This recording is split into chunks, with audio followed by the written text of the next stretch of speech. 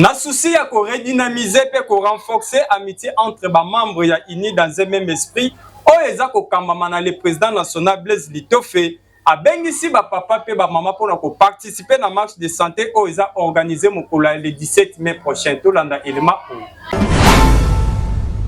Na cadre ya redynamiser pe renforcer cohésion pe amitié entre ba membres na ba nyonso ba mesana ko soutenir association unie dans un même esprit oyo eza ko kambama na vision le président Blaise Litofe ndenge kaka bakinoa ba mesana ko benga ebiak ba mbongo pona motema ya kosunga pe ko kaba o nzamba pesa ye mwana ya funa ya solo nzambe ya ba organisation ya ba activité de loisirs oyo ekenda sango na République démocratique du Congo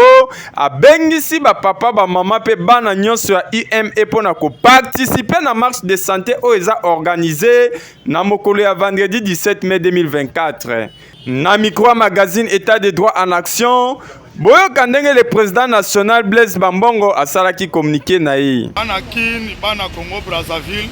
to bengisi bino le 17 mai oyo boya marche de santé na bokasi ya président ya ime Blaise Bambongo biaki boya bino moko boyebi ke Picasso ezalaka tombe batu balia bamela bino moko boyeba ito betaki match na Gombe donc ba kuna kutu donc to sa commentaire ebele te po bino moko bo viva alors le 17 oyo balobi boko mela boko lia boya ebele marche moko ya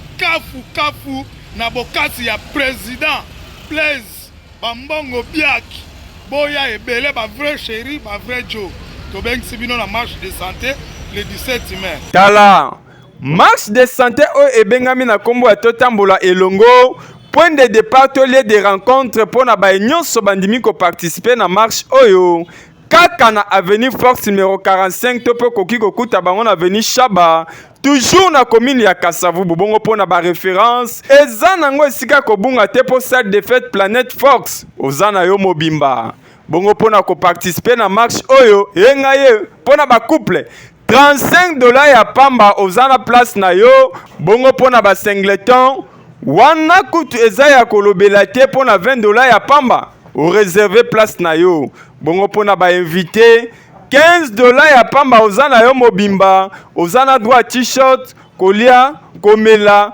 kobina ba photo souvenir na ba avantage mususu